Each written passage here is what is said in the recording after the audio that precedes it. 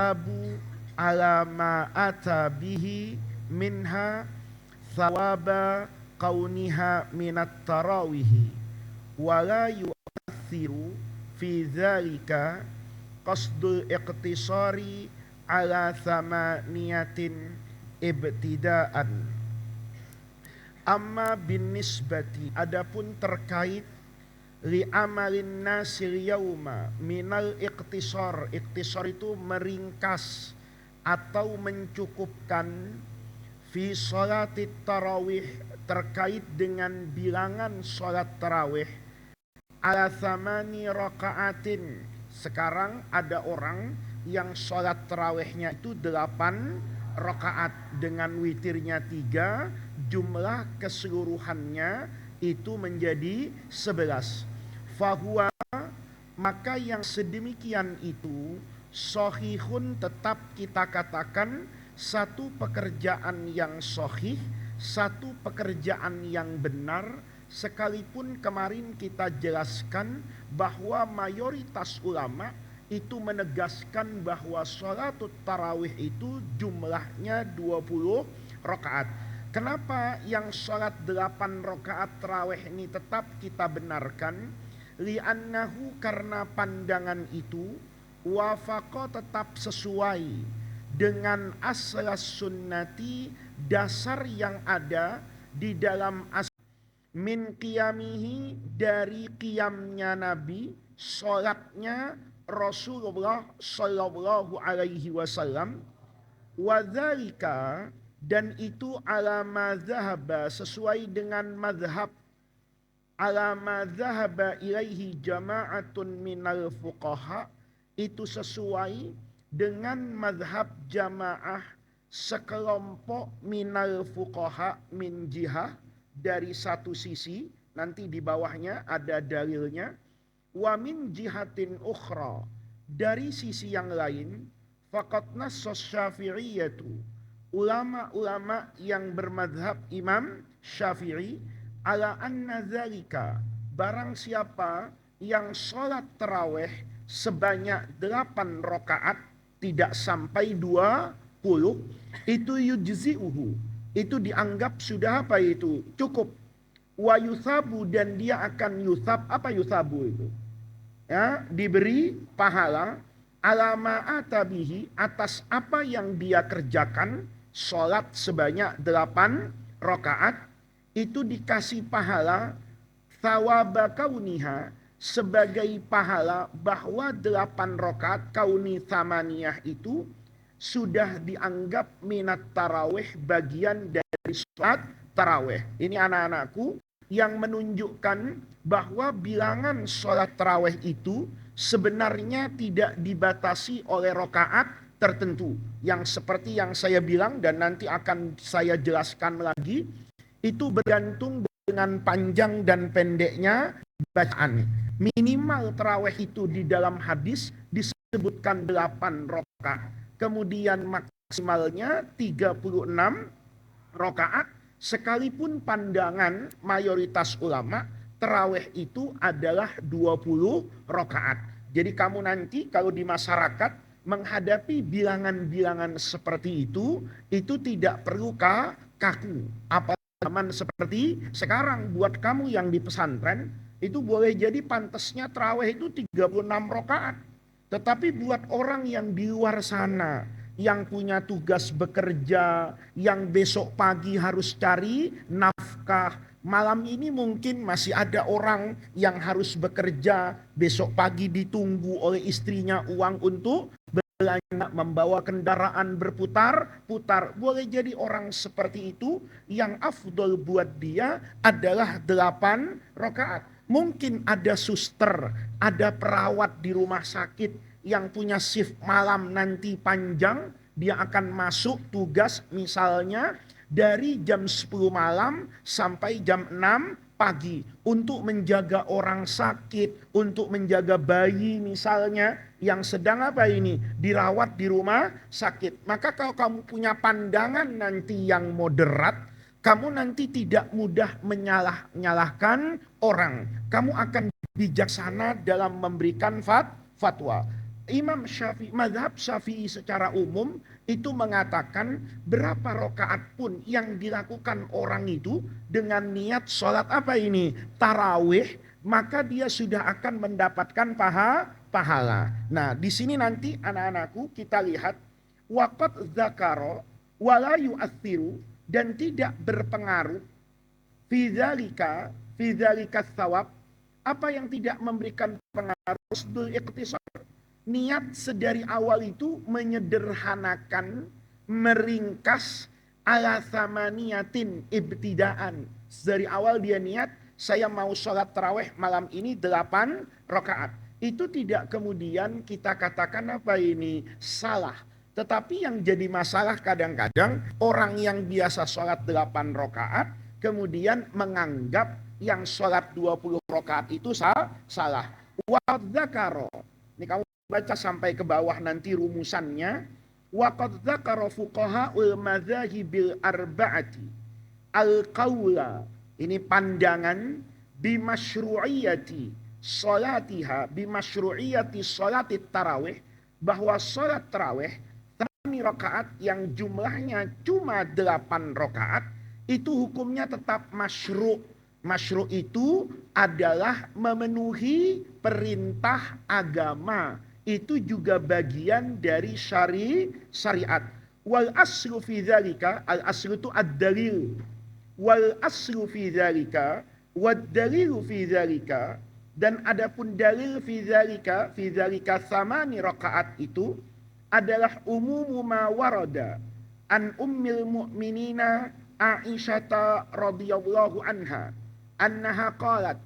Ini Ummul Mukminin Aisyah, ini yang dijadikan dalil bahwa salat tarawih 8 rakaat itu tetap memenuhi apa itu? Memenuhi kriteria bahwa itu dia sudah melakukan salat tarawih. Maka Rasulullah sallallahu alaihi wasallam, dan tidaklah Rasulullah yazidu menambah fi Ramadana, waktu puasa, waktu bulan Ramadan, wala fi ghairiha, ay fi ghairi Ramadan, ala 11 rakatan. Nabi itu kalau sholat malam ketiga bulan Ramadan atau di luar Ramadan itu tidak pernah lebih dari 11 rakaat. Yusolli arba'an. Ini kalau dalam Ramadan tentu kamu sudah paham, Nabi itu yusolli arba'an, sholatnya 4 rakaat. Makanya kemarin tarwihah itu disebut 2 kumpulan sholat. Fi kulli taslimataini itu dinamakan tarawih. Artinya apa? Setiap sholat 4 rakaat itu Nabi kemudian istirahat. Itu yang disebut dengan tarawih. Kata Aisyah, Nabi itu juga biasa sholat itu arba'an. Falatasal itulah tas'al. Tapi kamu jangan tanya an husnihinna, bagusnya, bagus nih kualitas sholatnya. Nabi itu kalau sholat lewat ayat yang berisikan rahmat itu da'a, berdoa. Lewat ayat yang berisikan azab neraka itu ista'adza billah. Jadi kalau ngelihat ayat misalnya wasiqal ladzina kafaru ila jahannam zumara, bicara tentang orang apa ini? Kafir dan neraka jahannam. Maka Nabi istighfar, Allahumma inni a'udzubika min nari jahannam. Nanti kalau lewat ayat wasiqal ladzina amanu ilal jannati zumara, maka Nabi mengatakan Allahumma ja'alni min ahlil jannah. Kamu juga begitu. Maka pentingnya orang itu ngaji. Kalau ketiga ada qori itu dia bisa mengiringi dengan apa ini? Doa. Bukan sebatas ta'ajub aja. Allah gitu, ada qori Allah, semua itu Allah betul. Allah artinya indahnya Al-Qur'an. Tetapi akan lebih afdal kalau kamu setiap ayat yang berbicara tentang rahmat kamu minta sama Allah. Allah, mudah-mudahan saya dijadikan oleh engkau termasuk kelompok ayat yang dibaca oleh orang ini. Kalau ada ayat yang jelek, kamu katakan, ya Allah, jangan jadikan saya sebagai kelompok orang yang termasuk di dalam ayat tadi. Itu namanya sholatnya itu dengan apa itu? Hati. Itu makanya la tasal an husnihinna. Kalau kita kadang-kadang kan imam baca apa aja nggak tahu. Ya, tahu-tahu apa ini? Tahu-tahu sujud, assalamualaikum warahmatullahi wabarakatuh. Udah selesai, akhirut taraweh, udah terakhir, ya kan? Itu menunjukkan kalau dia tidak tidak konsentrasi. Ya, maka kadang-kadang perlu untuk melihat kualitas sholat itu. Ya, mungkin kalau sudah kelas 6 tuh boleh juga ya. Setiap habis berjamaah itu dimintakan untuk menuliskan asur ayat apa yang dibaca oleh imam. Jangan sampai nanti keluar dari masjid itu, imam tadi baca surah apa? Ya udahlah, yang penting dia baca benar salat saya gitu ya. Nah, ini anak-anakku, watulihinna, apa tul itu? Panjang. Ya, makanya Rasulullah itu ya itu berdoa untuk menjadikan qurratu ayunnya adalah salat. Kebahagiaan ketiga salat. Ini enggak mudah anak-anakku. Orang yang bisa sholat berpanjang-panjang, orang yang bisa menikmati munajatnya kepada siapa ini? Allah. Kamu kadang-kadang kan kalau sujud itu, subhana rabbiyal a'la nggak dinikmati itu. Kenapa? Pinggangnya sakit, ya kan? Atau kepalanya yang sudah terlalu lama tertekan. Tapi buat orang yang bisa menikmati itu, boleh jadi dia sujud berpanjang-panjang itu tanpa dia merasa kalau itu sujudnya sudah sangat panjang. Nah, ini di sini an husnihinna wa tulihinna. Ini hadis ini mengatakan bahwa orang itu bisa turun di sholat kalau sholatnya itu hasanah, sholatnya bagus. Kamu kan bisa membayangkan anak-anakku, kalau kamu sholat di belakang imam yang bacaannya enak, kemudian ayat yang dibaca oleh imam itu bisa kamu pahami seperti kamu ngaji ilmu apa ini? Tafsir. Maka kamu sholat di belakang itu, semakin panjang imam membaca, kamu akan semakin apa itu? Nikmat. Kenapa? Karena kamu memahami apa yang dibaca oleh imam. Ya, maka nanti tahun depan itu sebelum Ramadan mestinya santri-santri itu minimal ngaji tafsir Alhaakumut Takasur sampai surah apa itu? An-Nas. Jadi dibaca Alhaakumut Takasur. Kamu terbayang tuh sababun nuzuliha. Ayat ini turun. Kenapa Nabi kemudian diingatkan oleh Allah Alhaakumut Takasur? Betapa bermegah-megahan itu akan selalu mendatangkan kehancuran. Kalau dibaca kayak gitu anak-anakku, dihayati, itu juga indah. Pasti sholatnya nggak cepet-cepet itu. Kenapa? Karena yang baca itu juga menghayati. Kayak kamu makan itu. Kamu kalau makan lagi enak, itu kan dihayati. Tapi kalau dikejar-kejar kan nggak dihayati makan itu ya. Coba kamu makan. Makanannya mungkin sama. Tapi boleh jadi yang satu orang itu menikmati betul ketika dia menghayati. Maka di sini latas an husnihinna wa tulihinna. Thumma yusalli arba'an. Fala tasal an husnihinna wa tulihinna. Thumma yusalli thalathan. Qalat Aisyatu radhiyallahu anha, faqultu ya Rasulullah, Nabi, atanamu, apakah engkau tidur qabla an tutira, sebelum kamu salat witir. Ini tuh artinya Nabi pada konsep idealnya itu mengakhirkan salat apa ini? Witir. Jadi banyak orang dulu itu terawihnya normal nih di masjid. Tapi nanti dia tidak apa ini? Tidak witir. Itu ada caranya anak-anakku. Ya. Nanti kamu kalau sholat di banyak negeri Arab, itu jangan husnudzon. Saya takut kan kamu tahun ini lulus, tahun depan sholat di Baghdad misalnya. Ya kan? Terus ngelihat, ya, ada orang begitu selesai sholat tarawih itu, sebelum witir, dia bubar keluar dari masjid. Itu bukan orang malas. Itu orang yang mau sholat witirnya nanti diakhirkan. Tetapi yang paling bagus lagi kata guru saya, kamu itu tetap sholat witir. Tidak merusak sholat jamaahnya. Nanti anak-anakku, begitu imamnya witir, imam ini kan tidak apa-apa witir. Karena dia untuk kemaslahatan orang banyak.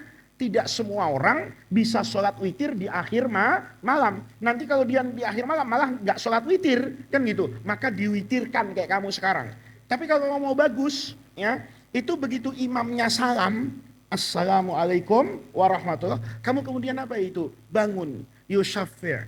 Ini namanya menggenapkan. Begitu kamu genap, yang lain sholatnya misalnya 23 rakaat, kamu berarti sholatnya sudah berapa ini? 24. Nanti di akhir malam, sahur itu, misalnya jam 4 sekarang, kamu kemudian sholat apa ini? Witir. Kamu sholat witir 3 rakaat, itu yang biasa dikerjakan oleh banyak orang soleh. Tapi jangan pura-pura soleh. Terus besok kelas 6 begitu semua. Ya kan? Berdiri semua. Kenapa? Itu kakak minas solihin. Ya. Dia nggak sholat malamnya nggak cuman waktu terawih, itu urusan pribadi. Tapi seperti itu yang ditanya oleh Aisyah. Ya Rasulullah, atanam, kenapa Nabi kok tidur sebelum sholat witir? Faqala, ya Aisyah, inna ainaya, kedua mata saya ini tanamani, tidur. Walayanamu qalbi, tapi hati saya nggak tidur. Kalau kamu bukan cuma hatinya, jantungnya tidur, ya kan? Sampai kakinya, tulang keringnya tidur, ya kan? Wahadal hadis yahki, menceritakan, yarwi an hadiyin nabi. Hadiyin nabi itu kebiasaan Rasulullah, tradisi nabi. Fi nafilati qiyamil lail, pada sholat sunnah malam hari, umuman secara apa ini? Umum. Amma sholatut tarawih bihususiha, fahiya qiyamu lailin yahtasyu bihi bil qiyam ini syahrul ramadhana. Kalau tarawih itu hanya di bulan Ramadan. Wahia, menurut banyak ulama, sunnatun nabawiyatun, sunnah nabi, fi asriha, dasarnya, awalnya. Tetapi menjadi umariyatun, tradisi Sayyidina Umar, fi kaifiyatiha, pada tata laksananya seperti hari ini. Bina, artinya anal ummata, umat Islam sekarang ini, alama, itu alama mengerjakan sesuatu, sholat taraweh, sannahu, yang dibuat, ditradisikan, dibiasakan oleh siapa? Sayyidina Umar bin Khattab, min tajmi'in nas alal qiyam. Tajmi' itu mengumpulkan, atau kamu gampangkan, menyatukan. An-nas, semua orang, alal qiyam fi Ramadan, fi jami'il layali, pada setiap malam. Masih ingat kan? Kemarin Rasulullah itu keluar malam pertama, malam kedua. Terusnya tidak keluar karena Nabi kasihan sama umat. Takut-takut nanti dipersepsikan sholat tarawih itu hukumnya wajib. Maka kata Sayyidina Umar, ini semua kan sudah selesai. Kita sudah tahu kok kalau sholat tarawih itu hukumnya tidak wajib. Dan Rasulullah di malam pertama itu membiasakan orang untuk sholat berjamaah. Tidak diteruskan oleh Rasulullah karena ada alasannya. Alasannya apa? Takut dianggap sholat tarawih wajib. Sekarang ketakutan itu sudah nggak ada. Kamu belajar dalam ilmu kaidah fikih misalnya, al-hukmu yaduru ma'illatihi wujudan wa adaman. Hukum itu ditegakkan itu karena ada sababul hukmi. Kayak misalnya, kenapa orang itu dipotong tangannya? Ya, karena dia apa itu? Mencuri. Pencuriannya ada, tangannya dipotong. Kalau dia tidak mencuri, maka tangannya tidak dipotong. Orang itu kenapa minum khamr itu dicambuk? Karena boleh jadi waktu dia minum khamr, dia mabuk. Kalau dia nggak mabuk, nah, bingung kan? Kalau dia nggak mabuk, tetap dicambuk kalau khamr. Kenapa? Karena secara umum khamr itu memabukkan. Paham anak-anakku? Jadi yang namanya memabukkan itu menjadi wasfun munasib, menjadi alasan yang pas untuk kita katakan khamr hukumnya haram. Air ini ada sifat memabukkannya enggak? Enggak. Maka karena tidak ada, hukumnya enggak ada. Kalau nanti ditemukan zat yang bisa memabukkan, bentuknya beda. Misalnya dulu zaman Nabi, khamr itu dibuat dari apa ini? Anggur misalnya. Sekarang dibuat dari apa? Zat kimia misalnya. Mungkin dulu bendanya cair, mungkin sekarang bendanya padat. Itu nggak ada urusan. Yang penting ilatul hukminya, sababul hukminya ada. Apa itu? Al-iskar. Iskarnya ada, hukumnya ada. Iskarnya nggak ada, hukumnya nggak ada. Paham anak-anakku? Oleh karena itu sekarang ketakutan itu sudah tidak ada. Semua orang sudah tahu. Kalau tarawih itu hukumnya sunnah, maka kata Umar, sholatnya dikumpulkan semua orang berjamaah ala imamin wahidin, imamnya cuma satu. Ini yang dikatakan sunnah Umariyah. Tarawihnya sunnahnya Rasulullah, Tetapi yang membuat tradisi seperti kamu kerjakan hari ini, itu sejatinya adalah Sayyidina Umar. Itu tandanya Rasulullah itu adalah Nabi yang sangat sayang sama umatnya. Coba semuanya diborong sama Nabi. Sayyidina Umar nggak dapat pahala. Kamu nanti di masyarakat, itu bisa juga anak-anakku, membuat tradisi yang apa ini? Yang baik. Misalnya, ya satu hari nanti kan kemarin pemerintah itu tarik ulur. Ini Ramadan libur atau enggak libur buat anak yang sekolah di luar. Misalnya nanti kamu dapatkan satu hari Ramadan itu pas dengan liburan akhir tahun. Kau buat tradisi yang baik. Setiap mau terawih diperkenalkan dengan ayat-ayat tertentu dalam Al-Quran. Enggak semuanya alhaqumut takasur. Kau misalnya ambil dari juz berapa ini? 30, enggak apa-apa. Dari amma yatasa alun. Kamu tulis tuh sebelum apa ini? Sebelum masuk nanti di masjid ini imamnya saya misalnya, ya imamnya Abu Bakar nih jadi imam, maka Abu Bakar ngomong nih 1 bulan, malam pertama saya mau baca misalnya juz 29 dari Tabarok, ayatnya yang saya baca satu sholat misalnya 5 atau 6 ayat, ditulis nih. Nanti karena waktunya besok libur atau cuma setiap Jumat malam Sabtu, Sabtu malam Minggu, sebelum terawih dikasih ceramah. Gitu loh ya. Sebelum terawih dikasih ceramah. Ya, para hadirin, malam ini saya akan memimpin terawih. Saya akan membaca juz 29 surah Tabarok. Surah ini turun begini, fadilahnya begini.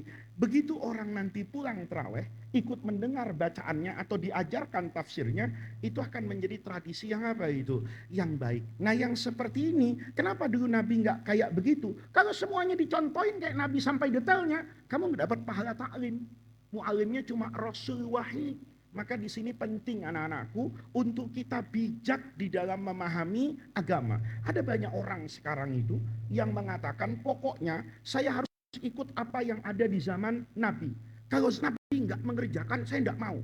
Kita bilang, loh ini kebaikan. Kalau itu baik, kenapa Nabi nggak kerjakan? Kalau itu baik, kenapa sahabat nggak ngerjakan? Loh, jangan ngelihat dari sisi itunya.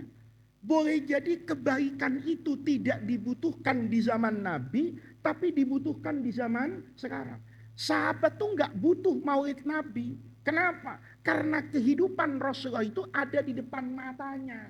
Sahabat tuh tahu betul sama Rasulullah, cintanya luar biasa. Maka nggak ada kepentingan untuk baca apa ini maulid. Wakana mauliduhu, tidak perlu, sahabat tahu semua. Tetapi sekarang kita apa ini perlu. Sama kan anak-anakku, dulu di zaman sahabat terawih itu nggak dipimpin oleh Nabi, itu mereka terawih. Sekarang kalau ada pengumuman terawih itu bebas, mau di masjid kayak mau di rumah, sepi masjid.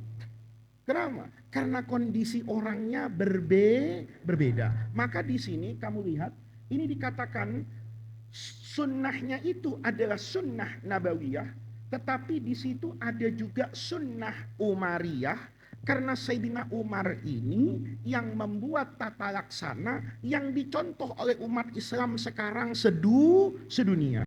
Maka kamu lihat di sini, bimakna annal ummata syarat ala masannahu itu mawado'ahu, makatabahu, ma'amilahu, ma'fa'alahu, sama Sayyiduna Umar radhiyallahu anhu min tajmi'in nas alal qiyam fi Ramadan fi jami'il layali, setiap malam berjamaah, wa ala adadir rakaat, dan juga dengan bilangan rakaat, allati jama'a, di mana Umar mengumpulkan annas, semua orang waktu itu, alaiha, ini langsung diartikan ala 20 rakaat, ala isrina rakaat, ala Ubay bin Ka'ab, di bawah kepemimpinan Ubay bin Ka'ab. Alaiha yang pertama itu ala isrin, ala Ubay bin Ka'ab, kemudian dipimpin oleh Ubay bin Ka'ab. Wa yadullu ala dzalika nih, takbir ulama nih, supaya kamu paham nih, ya. Salat itu 8, 20 dan 36. Lihat takbirnya dan juga hadisnya. Wa yadullu ala dzalika marwahu Malikun, ini Imam Malik di Muwatta, wal Bukhari tentu dalam Sahih Bukhari. An Abdurrahman bin Abdul Qari, ini juga diriwayatkan oleh Imam Baihaqi, ya. Annahu qala, ini ada orang namanya Abdurrahman bin Abdil Qari, ini rawinya. Kharajtu ma'a Umar ibn al-Khattabi radhiyallahu anhu lailatan fi Ramadan ila masjid. Ini orang yang namanya Abdurrahman bin Abdil Qari. Satu hari dia itu berjalan ke Masjid Nabawi bareng sama Sayyidina Umar, nemenin Sayyidina Umar. Faidan nas,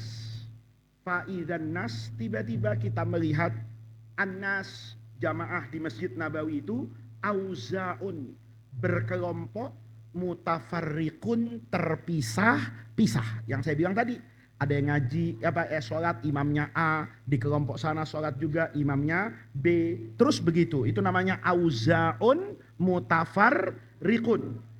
Yusalli rajulu, ada orang yang sholat linafsihi, untuk dirinya sendiri. Ini sholat sendirian nih, di masjid juga, tapi ada yang di pojokan sendiri ini. Ya. Kemudian wa yusalli rajulu, ada orang sholat sendiri, fa yusalli bi sholatihi, maka tiba-tiba orang ngikuti di belakangnya. Fa yusalli, maka ikut sholat, bi sholatihi, dengan orang yang sholat sendiri tadi, ar-rahtu al-jamaah. Jadi asalnya dia sholat sendiri tuh, tahu-tahu ada orang lihat, ada imamnya nih, sholat dia di pojokan situ. Nanti temannya bilang, kita sholat yuk bertiga di sana, ayo. Tahu-tahu ada bersepuluh, kita yang bersepuluh di dekat kanan sana. Begitu yang terjadi dari sepeninggal Rasulullah, dari masa kalau Nabi tidak keluar ke masjid, sampai masa Sayyidina Abu Bakar, sampai paruh pertama masa pemerintahan Sayyidina Umar. Apa yang terjadi setelah itu? Faqala Umar tuh ngomong ini, yang kemarin ada kata-kata nadharuhu as-sadid, pandangan Umar. Kata Umar, inni aro, saya kok mikir ya, saya kok berpandangan ya, saya berpendapat ya, lau jama'atu, seandainya jama'atu, saya satukan, haula, mereka yang terpisah-pisah itu, yang tadi dikatakan auzaun mutafarriqun, itu kenapa ya? Tidak saya kumpulkan saja mereka ala qari'in wahidin, ala imamin wahidin. Imamnya satu aja. Lakana amthala. Kalau itu terjadi lakana amthala. Amthal apa amthal itu? Sempurna. Lakana. Maka yang sedemikian itu amthala menjadi lebih sempurna, lebih bagus. Thumma azama. Apa azimah itu? Maka Umar kemudian berketetapan hati. Fajama'ahum, ini ada dipotong, ini Umar besoknya itu ngumpulin semua sahabat. Kata Umar, ayo kumpul, rapat ya, di DKM Masjid ya, Nabawi. Kata Umar, masa sih kita sholatnya begini-begini aja? Kata yang lain, lah ya memang dari zaman Nabi kita biasa begini. Kata Umar, zaman Nabi itu kan kalian tahu, yang sering kita dengar, ini takut tarawih itu dipersepsikan sebagai sesuatu yang wajib. Sekarang kita udah tahu kok, tarawih itu sunnah, ketakutan itu enggak ada. Kenapa kita masih seperti ini? Kenapa enggak buat saja ala imamin wahidin, sholatnya setiap malam. Tidak perlu lagi ada yang sholat di rumah, ada yang sholat di mana, semuanya sholat di masjid. Itu sarannya, pendapatnya Sayyidina Umar. Maka kemudian fajama'ahum ala Ubay bin Ka'bin, maka dipilih waktu itu, ada banyak saran, imamnya si A, si B, si C, dicari, dikontestasi, ternyata yang paling bagus suaranya adalah Ubay bin Ka'ab. Padahal mestinya yang menjadi imam itu adalah Sayyidina Umar karena khalifah, tapi suaranya tidak bagus. Maka imam itu dipilih yang suaranya bagus. Kamu yang kayak knalpot motor bocor itu ya makmum lah di belakang ya. Karena kalau itu yang maju jadi tragedi, kamu malah buat orang dosa. Kamu yang suaranya serak-serak banjir ya. Terus kalau serak-serak becek kan masih enak, serak-serak banjir. Kamu terawih malah buat dosa sama makmum. Kata makmum, ya Allah kek, udah Senin Kemis napasnya. Mundur kek, kan begitu kan. Nah, ini banyak karena di kampung itu nggak mau diganti sama yang muda. Kalau soal sholat, mimpin sholat, itu yang paling afdol orang yang mengerti tata cara sholat. Syarat rukunnya ngerti, kalau dia batal itu gimana teknisnya, kan imam pasti ngerti lah semua itu. Kalau sudah seperti itu, maka yang jadi imam itu yang suaranya enak. Pak Kiai itu kan tidak pernah jadi imam tarawih di masjid kayak begitu. Kenapa? Pak Kiai tahu, beliau diciptakan oleh Allah itu untuk ceramah, bukan untuk ngimami. Nah, yang imam itu yang suaranya enak, tajwidnya bagus, itu udah cukup lah, ya. Enggak perlu terlalu apa itu alim pada semua hal, cukup dia alim pada persoalan sholatul jamaah, ya. Itu makanya Ubay bin Ka'ab yang dijadikan apa ini imam. Tsumma kharajtu ma'ahu. Nih kata Abdurrahman bin Abdul Qari. Jadi malam pertama berantakan kayak gitu, kayak biasanya. Malam kedua, besok paginya Musa warah, disepakati Ubay bin Ka'ab yang jadi imam. Tsumma kharajtu. Malam berikutnya ma'ahu lailatan ukhra. Saya juga barengin Sayyidina Umar nih pada malam hari kemudian wan nasu, wawunya haliyah itu wanas, dan manusia itu dalam kondisi, dalam keadaan yusalluna bisolati qari'ihim, mereka semuanya dalam kondisi sholat berjamaah mengikuti qari'ihim, imam yang satu. Qala Umar, kata Umar, ni'mal bid'atu, sebagus-bagusnya bid'ah hadhihi, ini. Nanti kita bahas tentang bid'ah itu apa dalam agama. Artinya apa anak-anakku? Kata Umar, ni'mal bid'ah, bid'ah itu sesuatu yang tidak pernah ada di zaman Nabi. Tetapi tidak semua yang tidak ada di zaman Nabi itu tidak boleh diapakan itu dilakukan. Selama itu tidak bertentangan dengan ketentuan agama. Sholat tarawih misalnya dibuat tradisi sama Sayyidina Umar, rakaatnya 20, imamnya tidak ganti-ganti, satu itu aja, dilakukan secara konsisten selama bulan Ramadan. Nanti dari awal Ramadan sampai akhir Ramadan itu tarawihnya utuh di masjid, imamnya Ubay bin Ka'ab, bilangannya 20 rakaat. Itu tidak pernah ada di zaman Nabi. Tetapi payung dasarnya ada. Ini bukan ngada-ngada. Payungnya apa? Man qoma Ramadhana imanan wahtisaban. Kan sama toh dengan tahlilan. Tahlilan itu konteksnya apa? Mendoakan orang yang sudah meninggal. Tahlilan itu konteksnya apa? Berbakti kepada kedua orang tua. Coba kamu katakan, apa tradisi yang paling baik buat seorang anak sepeninggal orang tuanya? Hal baqiya min birri abawayya syai'un abarruhuma min ba'dihima ya Rasulullah. Saya ini anak yang berbakti sama orang tua saya. Dulu waktu orang tua saya hidup, maka saya memberikan makan, memberikan uang, saya yang mandikan ketika sakit. Sekarang sudah meninggal. Apa masih ada kebaikan untuk saya ya Rasulullah? Tanda sebagai bakti. Apa kata Rasulullah? Ada. As-salatu alaihima wal istighfaru lahuma. Mendoakan. Lihat. Yang kedua nanti wa infadu ahdihima. Kebiasaan orang tua itu dilestarikan. Nanti ada hadis lain. Minna min abar silatur rajuli ahlawuddi abihi. Bagian dari bagusnya birrul walidain itu, kalau kamu nanti menyambung tali silaturahmi dengan orang-orang yang dicintai oleh bapakmu dan ibumu sepeninggal mereka. Kita lihat. Waktu tahlilan itu semua ada enggak? Ada kan? Maka ini bukan berarti sebagai satu apa itu bid'ah. Dia tidak lebih dan tidak kurang, adalah bagian dari teknis aturan agama yang ada payung besarnya, yang ada normanya, tetapi nanti pengembangannya, implementasinya itu boleh jadi berbeda-beda. Banyak hal anak-anakku, Quran misalnya. Quran dalam bentuk seperti hari ini, itu kan gak ada zaman Rasulullah. Kau belajar kan di Tarikh Tasyrik dulu, Quran itu ketika Nabi, zaman Nabi, itu dihafal oleh para sahabat. Ditulis dengan alat tulis yang berbeda-beda. Ada di pelepah kurma, ada di tulang, ada di batu kapur misalnya. Ada banyak alat tulis yang dulu digunakan. Maka begitu nanti pada masa Sayyidina Abu Bakar, itu dikodifikasi, disusun jadi satu. Ya, ini kan tidak pernah ada di zaman Rasulullah. Sekarang ada pesantren tahfidz Quran, ada mushaf yang pakai digital, itu semua lam yakun fi ahdi ar-rasul. Tetapi perintahnya ada, inna nahnu nazzalna dzikra wa inna lahu lahafidun. Nah ini anak-anakku cara memahami agama. Begitu orang kelihatan rapi, sholat 20 rakaat, Sayyidina Umar tuh di belakang bergumam nih. Ya, ni'mal bid'atu, sebagus-bagusnya bid'ah hadhihi, ini. Jadi taraweh kayak gini itu bid'ah, nggak ada di zaman Nabi. Tetapi itu dikatakan nanti besok kita belajar, itu bisa disebut dengan bid'ah hasanah, itu bisa juga disebut dengan sunnah hasanah. Besok nanti setelah selesai taraweh ini kita akan belajar terkait hal tersebut.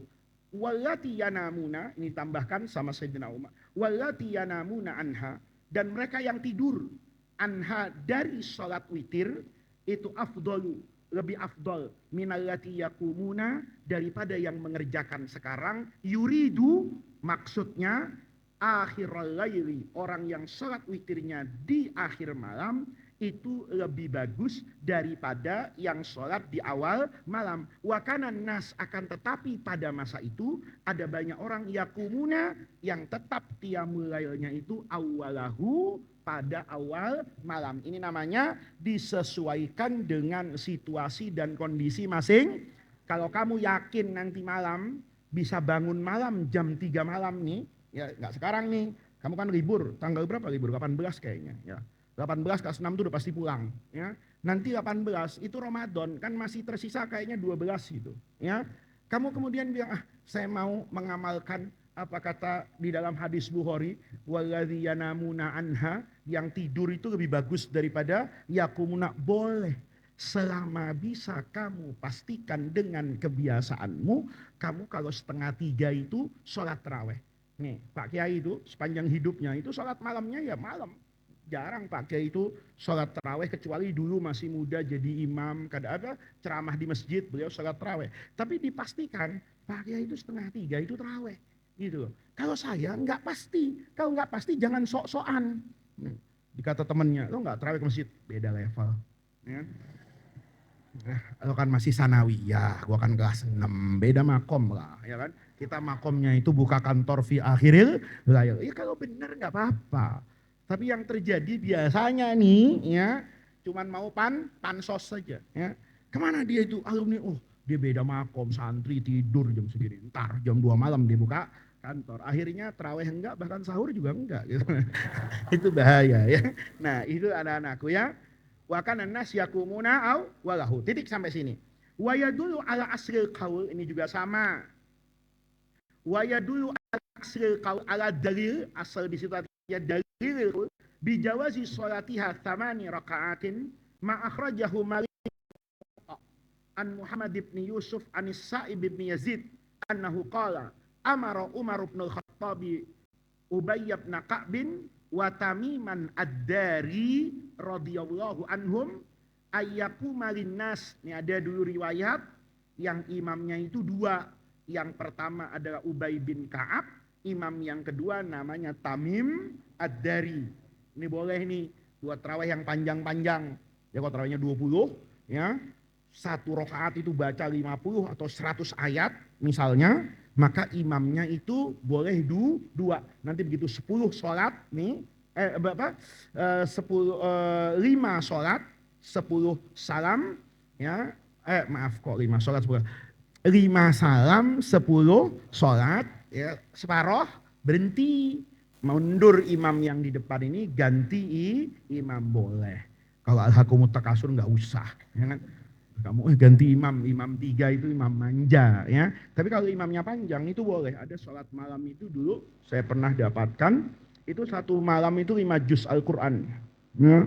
Imamnya 3, imamnya 3. Nah, imam kayak gitu tuh nggak apa-apa, ya. Bawa jahe, bawa kopi, pantes gitu ya. Jadi begitu salam itu makmum yang di belakang tuh nawarin sama imamnya, mau kopi jahe, mau jus, mau, pantes. Kenapa? Wah, bernapas itu anak-anakku, ya.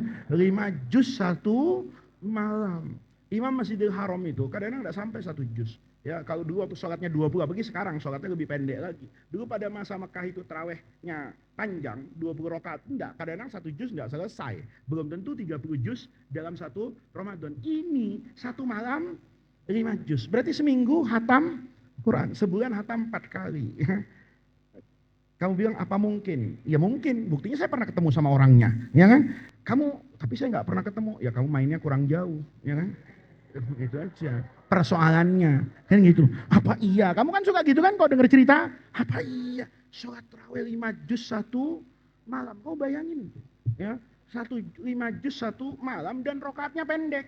Rokaatnya cuma 8. Kau bisa bayangin 5 juz dibagi 8 rokaat. Itu kalau nggak kuat-kuat imannya itu, ya stroke juga mungkin gitu. Ya, tapi nyatanya bisa. Kalau kamu tanya, apa bisa? Kamu kalau ada pertanyaan begitu, coba gitu. Ya, coba. Rasanya kamu bisa kok. Lebih sehat, masih muda-muda kan? Belum ada yang jompo kan? Ya, bisa lah. Kalau dengar kayak gitu tuh, kamu ngomong dalam hati, ya Allah mudah-mudahan satu hari saya bisa mewujudkan apa yang diomongin Faiz. Faiz ngomong terawih 1 malam 5 juz, nanti saya mau buat di kampung saya, terawih 1 malam 1 juz. Insya Allah yang sholat tinggal kamu seorang di musola. Okay. Ma akhrajahu Malikun fil Muwatta wa Muhammad bin Yusuf anis Sa'ib bin Yazid annahu qala amara Umar bin Al-Khattabi Ubay bin Ka'bin wa Tamiman ad-Dari radhiyallahu anhu ayyakuma linnas. Nih ada riwayat Umar memerintahkannya bi ihda asyrata rakaatan, 11 rakaat. Qala, tetapi lihat nih ini wa kana al-qari'u, al-qari' itu artinya imamnya, berarti Ubay bin Ka'ab atau Tamim ad-Dari. Itu yaqra'u bil mi'aini, berarti lebih dari 200 ayat. Rakaatnya 11, tapi 1 rakaat ayatnya 200. Hatta kunna, ini ya sahabat. Hatta kunna, sampai kami na'tamidu, bergantung, bukan bergantung nih, bersandar alal aso, pada pakai tongkat. Gitu. Pada pakai tongkat mintul qiyam, dari panjangnya terawih. Ini kok dipraktekkan ya. Mungkin kamu bukan pakai tongkat, ya, tanganmu dipakai tambang, taruh di pagar gitu. Ya, mintul qiyam. Wa ma kunna, nih bayangin ini panjangnya tarawih. Ya. Wa ma kunna nansorifu, dan tidaklah kami nansorif itu, bubar, selesai dari masjid itu, illa fi buzugil fajri. Ya, fajar sodik itu sudah mau apa ini? Mau apa? Terbit. Artinya udah mau apa ini? Subuh. Karena dulu sahabat itu makannya praktis. Ya, cuman apa itu? Kurma, air atau susu. Kalau kamu kan kebanyakan judul. Ya, ada sayur asem, ada macam-macam, ada sambal. Ya tentu nggak cukup, begitu makan kepedesan, repot, imsak, tahu-tahu kan. Nah, kalau sahabat itu makannya praktis. Nah, pesan saya, satu hari kamu ikut sholat yang kayak gini, biasakan lidahmu itu lidah yang menerima apa aja. Ya, kamu kalau susah makan, itu tandanya nggak bakat kamu jalan-jalan keliling dunia. Ya, kalau nggak ketemu nasi lemes, ya jangan ke Inggris, gitu. Ya, kalau nggak ketemu nasi, ya jangan ke Australia, gitu. Nah, kamu jadi mulutmu itu mulut yang adalah yang terbiasa dengan makan apa saja. Yang penting halal. Ditanya orang apa pantangannya, yang haram, gitu aja. Tapi apa saja enak nanti. Oh iya, kamu kalau satu hari cari di pelosok Saudi, di pelosok Mesir, di Maroko, itu masih banyak tempat-tempat sholat kecil tidak ramai, tapi menjaga tradisi tarawih di masa lalu. Bilangannya tetap 8 rakaat, tapi memang bubarnya itu sangat malam. Ketika itu bingung semuanya kan, oh gini gimana? Nah, orang Arab apalagi Badui itu terbiasa dengan makan yang sederhana. Nah, kamu nggak bisa begitu, ya, karena makananmu itu banyak modelnya. Oke. Ya, illa fi buzuri al-fajr. Jadi ini adalah dalil anak-anakku terkait dengan sholat yang 11 rakaat. Besok malam kita selesaikan nih persoalan tarawih supaya nanti anak-anakku bisa memahami betul cara dan logika para fuqaha. Nanti kemudian malam Jumatnya ngajinya sama Ustadz Faruk. Nanti Jumat pagi kita membahas tentang apa ini? Bid'ah. Nanti fotokopinya dibagi lagi. Pokoknya ngajinya sekarang pakai fotokopi ya, biar agak keren, ya kan? Kamu nggak nulis-nulis, pokoknya udah kayak mahasiswa lah, punya diktat, ya. Nanti kita lanjutkan di besok malam ya, menyelesaikan ini semua. Allah Subhanahu wa taala senantiasa mencurahkan rahmat, taufik dan hidayahnya kepada kita semua. Kita dijadikan oleh Allah Subhanahu wa taala hamba yang selalu menundukkan hatinya, hamba yang bisa mengambil manfaat dari taufik dan rahmat Allah di bulan Ramadan ini. Mudah-mudahan Allah senantiasa membersamai kita dalam setiap siam dan qiyam kita di bulan Ramadan, menghantarkan kita bertemu dengan ridho dan rahmat Allah kelak fil firdausil a'la. Rabbana atina min ladunka rahmah wa hayyi lana min amrina rasyada. Allahumma la tahrimna khaira ma indaka li syarri ma indana. Kurang lebihnya saya mohon maaf. Wallahul muwaffiq ila aqwamit thariq. Wassalamu alaikum warahmatullahi wabarakatuh.